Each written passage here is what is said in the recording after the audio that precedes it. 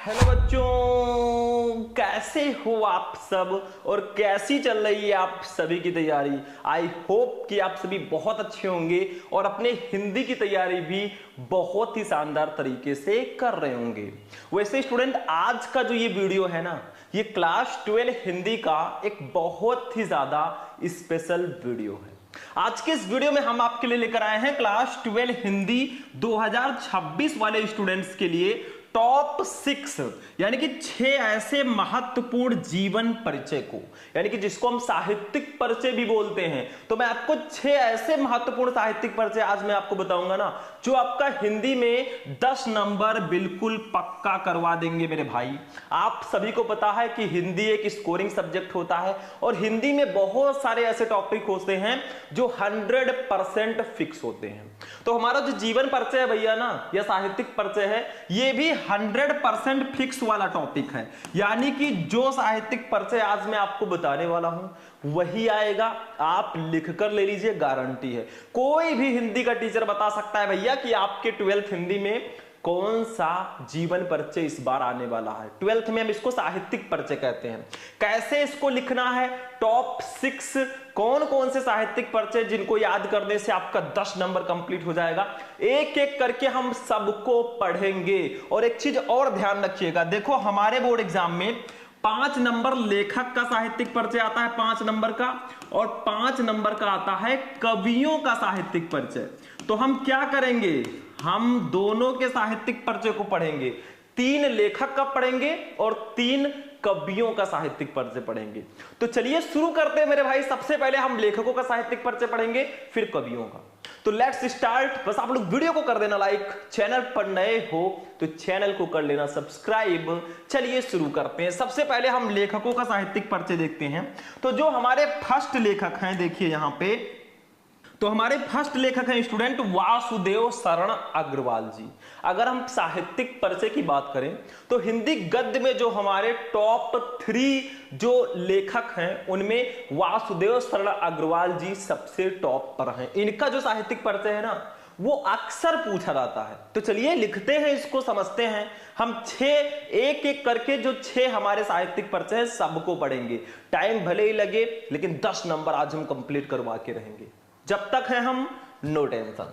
देखो वासुदेव शरण अग्रवाल, इसमें आपको करना क्या है, सबसे पहले एक छोटा सा हेडिंग डालना है जीवन परिचय। आपके बोर्ड एग्जाम में आता है कि निम्नलिखित में से किसी एक लेखक का साहित्यिक परिचय देते हुए उनकी कृतियों को लिखिए। लेकिन जब भी आप साहित्यिक परिचय लिखे ना, एक छोटा सा हेडिंग आपको डालना है जीवन परिचय, मतलब इनका जन्म, जन्म स्थान, इनकी मृत्यु, इसके सबके बारे में लिखना है। फिर आपका जो मेन हेडिंग होगा वो साहित्यिक परिचय होगा, जो आपको 3 नंबर दिलाएगा। फिर रचनाएं आपको लिखनी है, 2 नंबर इसके लिए मिलेगा। तो चलिए भैया, सबसे पहले हम जीवन परिचय हेडिंग डालते हैं और लिखते हैं इनका जन्म कब और कहां हुआ, थोड़ी बहुत शिक्षा, माता पिता है तो उनका नाम और इनकी मृत्यु। देखो जीवन परिचय एक प्यारा सा हेडिंग डालेंगे और लिखेंगे डॉक्टर वासुदेव शरण अग्रवाल का जन्म सन 1904 ईस्वी में मेरठ जनपद के खेड़ा नामक ग्राम में हुआ था। ये लाइन बहुत ज्यादा इंपॉर्टेंट है, मतलब इनका जन्म कब और कहां हुआ था, ये लाइन तो आपको लिखना ही लिखना है जीवन परिचय में। उसके बाद में देखिए, इनके माता पिता लखनऊ में रहते थे, अतः इनका बचपन लखनऊ में व्यतीत हुआ और यही इनकी प्रारंभिक शिक्षा भी हुई। मतलब हमारे वासुदेव शरण अग्रवाल जी के जो माता पिता हैं, जो पेरेंट्स हैं ना, वो लखनऊ में रहते थे। अब भैया वो लखनऊ में रहेंगे तो जब ये छोटे थे तो इनका बचपन लखनऊ में ही तो व्यतीत होगा। अब छोटे हैं, अपने माता पिता से कैसे दूर रह सकते हैं, ठीक है। तो वही सिंपल सा है। आगे देखो, भारतीय संस्कृति और पुरातत्व का ये महान पंडित एवं साहित्यकार सन 1967 ईस्वी में परलोक सिधार गया। और आखिरकार वो दिन आ ही गया जो एक दिन सबका आना है।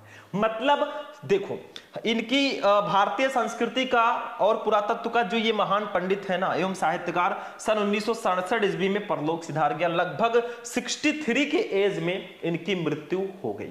तो जीवन परिचय जब आप लिखे ना मेरे भाई, तो ऐसे एक छोटा सा जीवन परिचय लिख देना। एक तरीका और है, आप एक बॉक्स बनाकर भी यहां पे लिख सकते हैं। ऐसे बॉक्स बनाकर आपने देखा होगा, उसमें इनका नाम, ठीक है, जन्म स्थान, जन्म कब हुआ, ठीक है, माता पिता, ये सब आप उस तरह भी लिख सकते हैं। अगर आप लोग कहेंगे तो मैं वैसा भी बता दूंगा।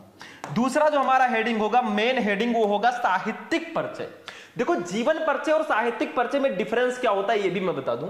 जीवन परिचय का मतलब इनका जन्म कब और कहां हुआ, इनके जन्म के बारे में आपको लिखना होता है, जन्म कब और कहां हुआ, मृत्यु कब हुई। साहित्यिक परिचय में इनका हिंदी साहित्य में कैसा परिचय है, ये क्या थे, कैसी रचनाएं करते थे, ये सब आपको साहित्यिक परिचय में लिखना होता है। देखो ध्यान से, डॉक्टर अग्रवाल भारतीय संस्कृति, पुरातत्व और प्राचीन इतिहास के प्रकांड पंडित एवं अन्वेषक थे। मतलब डॉक्टर अग्रवाल जी हमारे जो हैं ये भारतीय संस्कृति, पुरातत्व और प्राचीन इतिहास के प्रकांड पंडित एवं अन्वेषक थे। इनके मन में भारतीय संस्कृति को वैज्ञानिक अनुसंधान की दृष्टि से प्रकाश में लाने की उत्कट इच्छा थी। एक चीज मैं और क्लियर कर देना चाहता हूं, कुछ बच्चे कहेंगे सर जी हमने उस वाले बुक में पढ़ा तो साहित्यिक परिचय दूसरी तरह से लिखा है, इस वाले बुक में दूसरी तरह से लिखा है, तो कौन सा पढ़े। तो मेरे भाई एक चीज ध्यान रखना, जितने भी आप बुक लेंगे ना सब में अलग अलग थोड़ा थोड़ा दिया रहेगा, मतलब क्वालिटी वही रहेगा।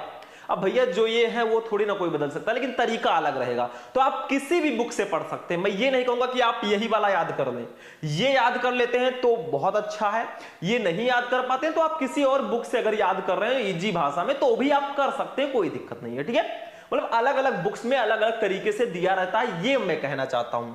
आगे देखो, इनके अधिकांश निबंध प्राचीन भारतीय इतिहास और संस्कृति से संबद्ध हैं। मतलब इनके ज्यादातर जो निबंध है ना वो प्राचीन भारतीय इतिहास और संस्कृति जो हमारा कल्चर है ना उससे संबंधित है। आगे देखो, इन्होंने अपने निबंधों में प्रागैतिहासिक, वैदिक एवं पौराणिक धर्म का उद्घाटन किया। मतलब इनके जो निबंध हैं उसमें इन्होंने प्रागैतिहासिक, वैदिक एवं पौराणिक धर्म का उद्घाटन किया। मतलब इनके जो रचनाएं हैं वो कैसी थी, कैसी कैसी रचनाएं करते थे, ये सब आपको साहित्यिक परिचय में लिखना होता है। आगे देखो, ये थोड़ा सा बड़ा लिखना है क्योंकि यही आपको 3 नंबर देगा। साहित्यिक परिचय देते हुए रचनाएं पूछी जाती है, जीवन परिचय तो आप छोटा सा लिख देंगे, ठीक है, लेकिन ये मेन है हेडिंग, ठीक है। आगे देखो, निबंध के अतिरिक्त इन्होंने पाली, प्राकृत और संस्कृत के अनेक ग्रंथों का संपादन और पाठ शोधन किया। जायसी के पद्मावत पर इनकी टीका सर्वश्रेष्ठ मानी जाती है। इन्होंने बाणभट्ट के हर्षचरित का सांस्कृतिक अध्ययन करके, ठीक है, सांस्कृतिक अध्ययन प्रस्तुत किया। तो इतना इनके साहित्यिक परिचय में लिखना है जो बेहद ज्यादा जरूरी है। तो साहित्यिक परिचय समझ में आ गया। आगे देखते हैं है कि नहीं है, शायद नहीं होगा, रचनाएं आ गई होंगी, हाँ। तो ये इनका साहित्यिक परिचय, अगर ऐसे लिख दोगे ना तो एग्जामिनर भी ऐसे लिख देगा, 3 नंबर आपके नाम, ठीक है। चलो अगला देखते हैं मेरे भाई। ये देखो, अब आ जाते हैं इनकी रचनाओं पे। रचनाओं के लिए आपको 2 नंबर मिलता है। अब रचनाएं कैसे लिखेंगे, देखो रचनाएं हेडिंग डालेंगे और लिखेंगे इनकी प्रमुख रचनाएं निम्न है। आप हेडिंग वाइज अगर रचनाएं लिखते हो भैया ना बहुत अच्छा रहेगा। अगर आप ऐसे कुछ हेडिंग डाल के, जब देखो निबंध संग्रह इनके कौन कौन से हैं, पृथ्वीपुत्र, कल्पलता, कला और संस्कृति, कल्प वृक्ष, भारत की एकता, माता भूमि पुत्रो अहम पृथिव्या, वागधारा आदि इनके प्रसिद्ध निबंध संग्रह हैं। ऐसे लिख देना। शोध प्रबंध वाली रचनाएं जो इनकी है पाणिन कालीन भारतवर्ष है, ठीक है। आलोचना ग्रंथ में इन्होंने पद्मावत की संजीवनी व्याख्या की तथा हर्षचरित का सांस्कृतिक अध्ययन किया। संपादन में इन्होंने पाली, प्राकृत और संस्कृत के एकाधिक ग्रंथों का संपादन भी किया। तो अगर आप ऐसे हेडिंग डाल के लिखते हो ना, आपका 2 नंबर कोई काट ही नहीं सकता, 2 नंबर इसका भी। यानी कि जिस तरह मैंने बताया ऐसे लिख कर आओगे तो आपको 5 में 5 ऐसे एग्जामिनर देगा। लेकिन अभी तो पार्टी शुरू हुई है मेरे भाई, अभी तो हमने सिर्फ एक लेखक का साहित्यिक परिचय पढ़ा है, अभी तो 5 है, मतलब 2 लेखक और 3 कवि अभी हैं। तो एक एक करके सबको पढ़ेंगे।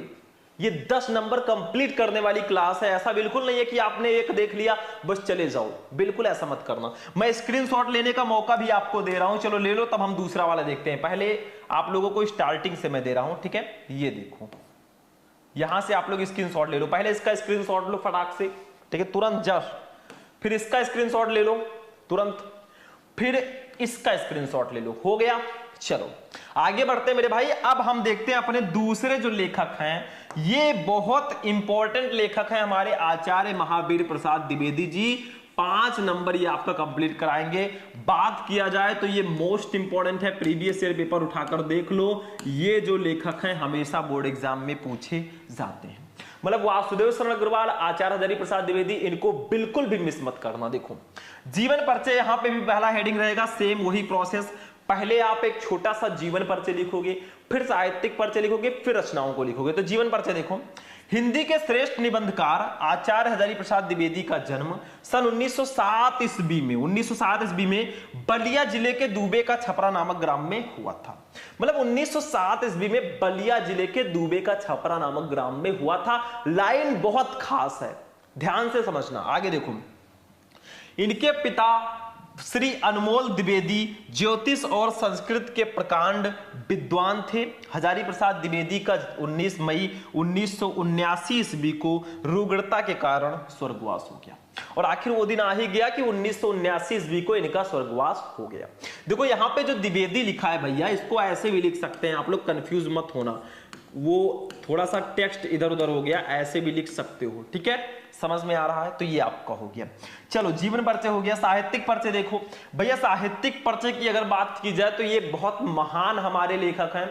तो साहित्यिक परिचय थोड़ा अच्छे से लिखिएगा भैया, लिखना सबका अच्छे से है। जिसने भी रचनाएं की है ना, सब महान है, मैं सबको महान मानता हूं। साहित्यिक परिचय देखो, हजारी प्रसाद द्विवेदी साहित्य के प्रख्यात निबंधकार, इतिहास लेखक, अन्वेषक, आलोचक, संपादक तथा उपन्यासकार के अतिरिक्त कुशल वक्ता और सफल अध्यापक भी थे। इतनी सारी क्वालिटी जिनके अंदर थी। हम तो एक टीचर हैं, आप एक स्टूडेंट हो। ये क्या क्या थे? ये जो है निबंधकार थे, इतिहास लेखक थे, अन्वेषक थे, आलोचक थे, संपादक थे और उपन्यासकार भी थे, और इसके अतिरिक्त कुशल वक्ता एवं सफल अध्यापक भी थे।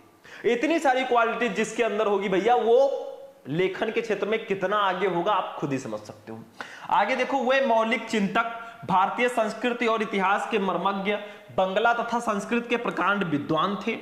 इनके साहित्य पर संस्कृत भाषा आचार्य रामचंद्र शुक्ल और रविंद्रनाथ, इसको रविंद्रनाथ कर दीजिएगा, रविंद्रनाथ, ठीक है, ठाकुर का स्पष्ट प्रभाव है।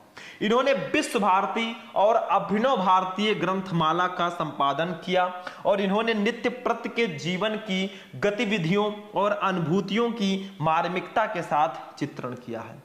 ये हिंदी ललित निबंध लेखकों में अग्रगण्य है। मतलब ललित निबंध लेखकों में ये अग्रगण्य है, ललित निबंध काफी ज्यादा ये लिखते थे। द्विवेदी जी की साहित्य सेवा को डी लिट, देखो जो भी लेखकों को या कवियों को पुरस्कार मिले ना, वो भी आप साहित्यिक परिचय में लिख देना कि इस पुरस्कार से इनको सम्मानित किया गया।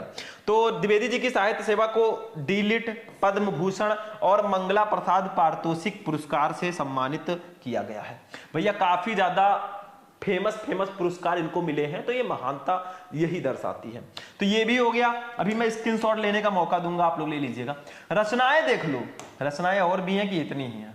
हाँ, थोड़ी सी और है। देखो रचनाएं देख लो, इनकी प्रमुख रचनाएं निम्न हैं। जैसे देखो, निबंध संग्रह में इन्होंने लिखा अशोक के फूल। ये तो आपके 12th में निबंध है ही, अशोक के फूल चैप्टर आपके 12th में है कि नहीं है? बिल्कुल है। कुटज, विचार प्रवाह, विचार और वितर्क, आलोक पर्व, कल्पलता, ये इनकी निबंध संग्रह वाली रचनाएं हैं। आलोचना साहित्य में सूरदास, कालिदास की लालित्य योजना, कबीर, साहित्य सहचर, साहित्य का मर्म, ये इनकी आलोचना वाली रचनाएं हैं। इतिहास की बात करें तो हिंदी साहित्य की भूमिका, हिंदी साहित्य का आदिकाल, हिंदी साहित्य, इनकी इतिहास की रचनाएं हैं। उपन्यास की बात करें तो बाणभट्ट की आत्मकथा, चारुचंद्रलेख, पुनर्नमा और अनामदास का पोथा, ये इनकी उपन्यास वाली रचनाएं हैं। तो ये सारी इनकी रचनाएं मेरे भाई। थोड़ा सा और है, आप चाहे तो मेन लिख लीजिए, आप निबंध लिख लीजिए, उपन्यास लिख लीजिए, ठीक है, ये सब लिख लीजिए, हो जाएगा। संपादन में नाथ सिद्धों की बानियां, संक्षिप्त पृथ्वीराज रासो, संदेश रासक, और अनुदित रचनाओं में प्रबंध चिंतामणि, पुरातन प्रबंध संग्रह, प्रबंध कोश, विश्व परिचय, लाल कनेर, संदेश रासक, ये सब इनकी ही रचनाएं हैं। तो ये 5 नंबर आपका ये भी कंप्लीट कराएंगे मेरे भाई।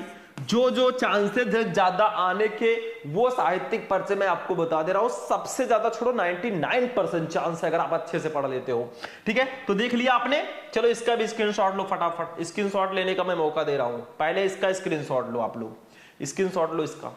ठीक है, इसका ले लो स्क्रीनशॉट साहित्यिक परिचय का, फटाक से स्क्रीनशॉट ले लिया करो, 2 सेकंड का खेल है। फिर रचनाओं का ले लो, और अब ले लो भैया रचनाओं में इनका। चलो भैया अब तीसरा वाला देखते हैं क्या है। तीसरा वाला जो हमारा है ये, अब हम कवियों पे आ चुके हैं। चलो हम जो है यहां पे सिर्फ और सिर्फ 2 लेखकों का हमने पढ़ा है, ठीक है, मैंने बताया था 3, लेकिन चलो 2 लेखक का हमने साहित्यिक परिचय पढ़ लिया। एक लेखक और है हरिशंकर परसाई जी या प्रो जी सुंदर रेड्डी जी, दोनों में से कोई एक पढ़ लेना, और अगर आप लोग कमेंट करोगे ना मैं वो भी क्लास ले आऊंगा। लेकिन इसको समझ लो, जीवन परिचय देखो, जयशंकर प्रसाद का मैं सबसे पहले लेकर आया हूं, जयशंकर प्रसाद जी का जीवन परिचय। हम कवियों में आ चुके हैं, ध्यान रखना, ठीक है, कवि पर देखो जयशंकर प्रसाद जी एक बहुत ही फेमस कवि हैं। हाई स्कूल में भी आपने इनका साहित्यिक परिचय जरूर पढ़ा होगा। तो जीवन परिचय, साहित्यिक परिचय और रचनाएं सेम वही प्रोसेस है। सबसे पहला हेडिंग रहेगा जीवन परिचय, फिर साहित्यिक परिचय, फिर रचनाओं का, ठीक है। चलो जीवन परिचय हम लोग देखते हैं, जीवन परिचय क्या है। जयशंकर प्रसाद का जन्म काशी के एक प्रतिष्ठित वैश्य परिवार में सन 1889 ईस्वी में हुआ था। ये लाइन तो बहुत खास है, आप सभी को पता है, और जयशंकर प्रसाद जी आपके बोर्ड एग्जाम के लिए बहुत ज्यादा इंपॉर्टेंट है। हाई स्कूल से ही आपको नंबर दिला रहे हैं, इंटर में भी दिलाएंगे। आगे देखो, इनके पिता का नाम देवी प्रसाद था। प्रसाद जी की प्रारंभिक शिक्षा घर पर ही हुई और सन 1937 ईस्वी में अल्पावस्था में ही क्षय रोग से ग्रस्त होकर स्वर्ग सिधार गए। मतलब बहुत कम उम्र में, देखो 1889 यानी कि 11 साल उधर और 37 साल इधर, 48 साल की उम्र में इनकी मृत्यु हो गई थी। आगे देखो, साहित्यिक परिचय की बात करें भैया तो यहाँ पे देख लो साहित्यिक परिचय। श्री जयशंकर प्रसाद छायावाद के प्रवर्तक, नाटककार, कथाकार, उन्नायक तथा उपन्यासकार भी थे। अगर आपसे कोई पूछे कि छायावाद के प्रवर्तक कौन है तो जयशंकर प्रसाद जी, सिंपल सा है, ठीक है। आगे देखो, विशुद्ध मानवतावादी दृष्टिकोण कर दीजिएगा यहां पे, ठीक है। दृष्टिकोण वाले प्रसाद जी ने अपने काव्य में आध्यात्मिक आनंदवाद की प्रतिष्ठा की है।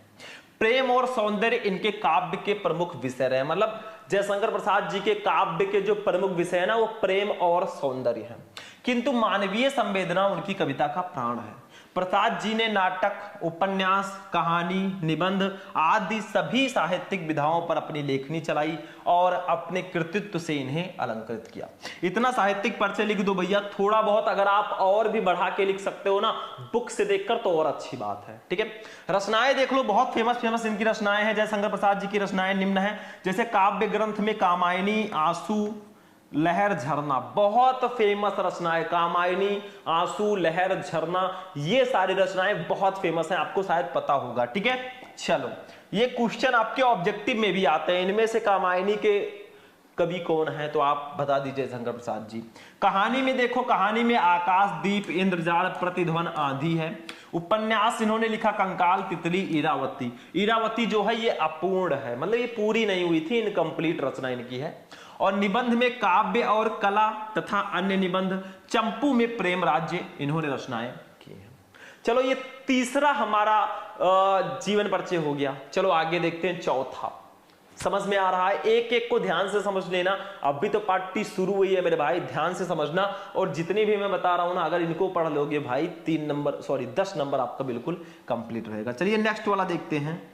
अब देखिए स्टूडेंट, हमारा जो नेक्स्ट वाला साहित्यिक परिचय है वो महादेवी वर्मा जी का साहित्यिक परिचय है। इसको आप 5वां मान लीजिए। क्यों? क्योंकि मैंने आपको 2 लेखक का बताया, एक लेखक का मैंने आपको कहा कि हरिशंकर प्रसाई या प्रो जी सुंदर रेड्डी में से किसी एक का पढ़ लेना, ठीक है। अब कवियों में हम 3 पढ़ेंगे, तो ये 5वां हुआ। 3 लेखक, एक आपके जयशंकर प्रसाद जी कवि में और एक ये 5वां, ठीक है। इसके बाद एक और है, मतलब लेखक का एक मैंने यहाँ पे मिस किया है, वो आप पढ़ लेना अपने अकॉर्डिंग, या आप कमेंट करेंगे मैं क्लास ले आऊंगा। देखो महादेवी वर्मा जी को देख लेते हैं, बहुत ही फेमस कवित्री हैं। बोर्ड एग्जाम में तो ये भैया बार बार एग्जाम में आती हैं। अगर साहित्यिक परिचय की बात की जाए तो जीवन परिचय सबसे पहले हेडिंग डालेंगे, वही सेम प्रोसेस सब में रहेगा, ठीक है। बस आपको इनके बारे में सारी चीजें लिखनी है। जीवन परिचय, महादेवी वर्मा का जन्म फर्रुखाबाद के एक शिक्षित कायस्थ परिवार में सन 1907 ईस्वी में होलिका दहन के दिन हुआ था। मतलब महादेवी वर्मा जी का जो जन्म है ना, फर्रुखाबाद के एक शिक्षित परिवार में, मतलब एजुकेटेड फैमिली में सन 1907 ईस्वी में होलिका दहन के दिन हुआ था। इन्होंने एफए, बीए और एमए परीक्षाएं सम्मान सहित उत्तीर्ण की, मतलब इन्होंने एफए, बीए और एमए परीक्षाएं उत्तीर्ण की है, ये किया है इन्होंने। 11 सितंबर 1987 ईस्वी को इस महान लेखिका का स्वर्गवास हो गया, यानी कि लगभग 80 साल की एज में इनका स्वर्गवास हो गया था। ठीक है, इतना हो गया आपका जीवन परिचय। साहित्यिक परिचय की बात कर लें तो ये देखो, साहित्यिक परिचय में क्या लिखोगे आप लोग, महादेवी वर्मा जी का प्रमुख रचना क्षेत्र काव्य है, मतलब महादेवी वर्मा जी ज्यादातर काव्य रचनाएं करती थी। ठीक है, बहुत कम इनके निबंध मिलेंगे आपको। आगे देखिए, इनकी गणना छायावादी कवियों की बृहत चतुष्टयी, मतलब छायावादी ये कवित्री हैं, और जो छायावादी कवि के सबसे फेमस कवि हैं जैसे प्रसाद जी, प्रसाद का मतलब जयशंकर प्रसाद, पंत जी, ऋषभ पंत नहीं, सुमित्रा नंदन पंत जी, निराला, सूर्यकांत त्रिपाठी निराला जी और महादेवी वर्मा जी, ये 4 छायावादी युग के सबसे फेमस कवि हैं। ठीक है, आगे देखो, में होती है, मतलब इनकी गणना जो है छायावादी कवियों की बृहत चतुष्टयी में होती है। इनके काव्य में वेदना की प्रधानता है, आप देखोगे तो थोड़ा सा इनके काव्य में सैडनेस, जिसको हम लोग बोलते हैं अपनी भाषा में, वेदना की प्रधानता है। काव्य के अतिरिक्त इनकी बहुत सी श्रेष्ठ गद्य रचनाएं भी हैं, गद्य लिख दीजिएगा, रचनाएं भी हैं।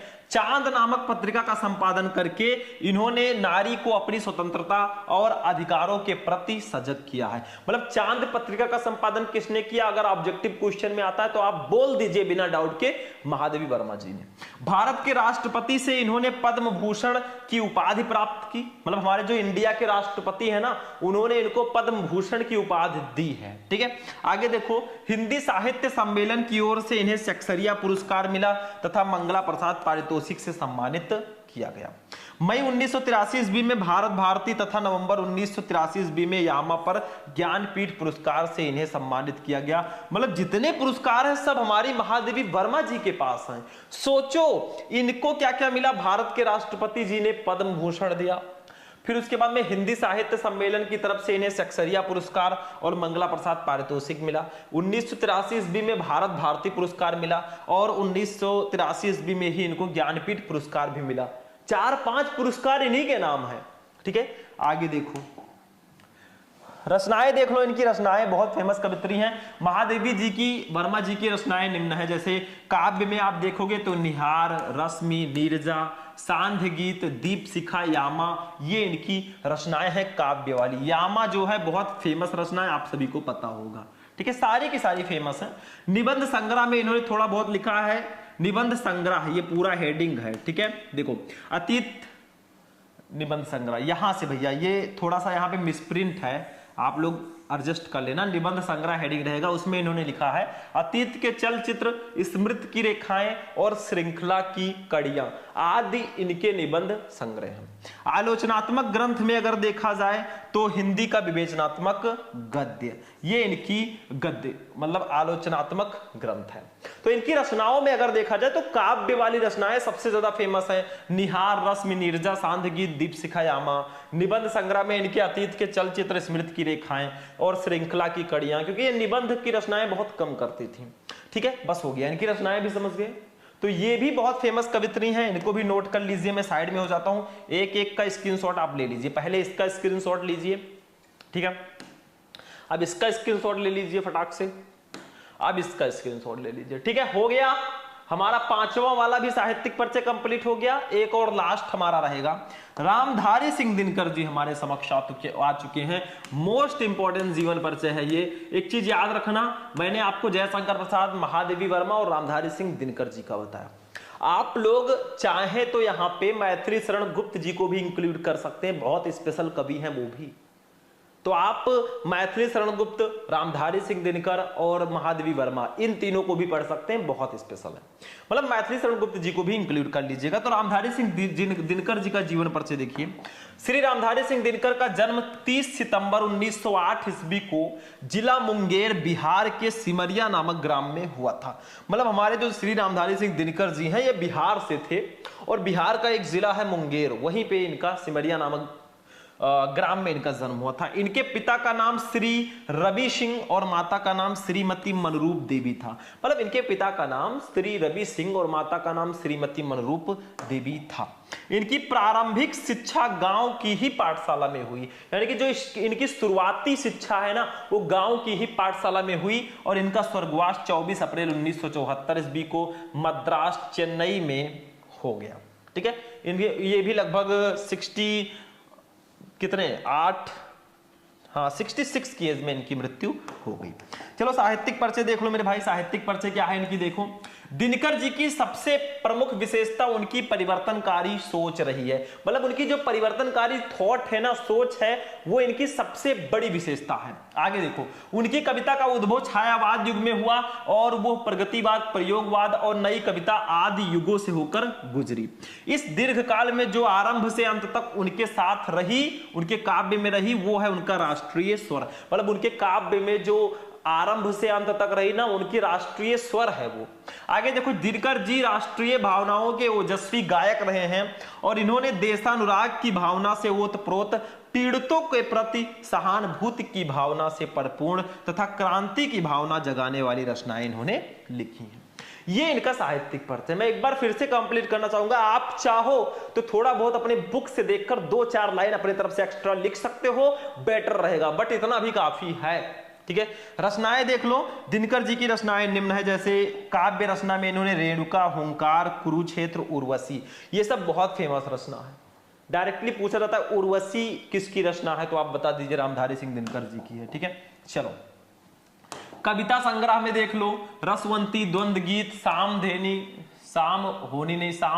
शायद रहेगा यहाँ पे। ठीक है, बापू, इतिहास के आंसू, धूप और धुआं, नीम के पत्ते, नील कुसुम, चक्रवाल, कविश्री, सीपी और शंख, परशुराम की प्रतीक्षा, स्मृति तिलक, हारे को हरिनाम आदि, ये सब इनकी कविता संग्रह वाली रचनाएं हैं। बाल साहित्य में देखें तो धूप छां, मिर्च का मजा, सूरज का ब्याह, ये इनकी बाल साहित्य वाली रचनाएं हैं। हो गया, ये भी हो गया। चलो इसका भी स्क्रीनशॉट लो फटाफट, खटाखट स्क्रीनशॉट लो। पहले इसका स्क्रीनशॉट ले लो जीवन परिचय का इनके, फिर आप ले लीजिए इनके साहित्यिक परिचय का स्क्रीनशॉट, उसके बाद में ले लीजिए आप इनकी रचनाओं का। ठीक है, चलो हो गया। तो भैया आज का जो हमारा क्लास होगा, मोस्ट इंपोर्टेंट क्लास, काफी स्पेशल क्लास था, वो यहीं पर फिनिश होता है। हमने आपको 2 लेखक, सबसे पहला हमारे हैं वासुदेव शरण अग्रवाल, दूसरा हजारी प्रसाद द्विवेदी, 2 लेखक का मैंने साहित्यिक परिचय बता दिया। एक लेखक को मैंने यहाँ पे अवॉइड किया है, वो हैं हरिशंकर प्रसाई जी। आप हरिशंकर प्रसाई या प्रोजी सुंदर रेड्डी, दोनों में से कोई एक पढ़ लोगे, आपका 5 नंबर उधर कंप्लीट। कवियों में हम आपको जयशंकर प्रसाद, महादेवी वर्मा और रामधारी सिंह दिनकर जी को मैंने बताया, इनको पढ़ लोगे, 5 नंबर इधर भी कंप्लीट, टोटल 10 नंबर आपका कंप्लीट हो जाएगा। एक चीज मैं और कहना चाहूंगा, अगर आप पढ़ सकते हो ना तो सारे के सारे पढ़ डालो, लेकिन अगर मोस्ट इंपोर्टेंट की बात की जाए तो ये जो 6 मैंने बताया सबसे ज्यादा इंपॉर्टेंट है। तो आज का वीडियो आपको कैसा लगा भैया? वीडियो पसंद आया तो इस वीडियो को ज्यादा से ज्यादा लाइक कर देना, चैनल पर चैनल को सब्सक्राइब कर देना। फिर हम लोग मिलेंगे किसी नेक्स्ट वीडियो में नेक्स्ट टॉपिक के साथ, तब तक के लिए जय हिंद।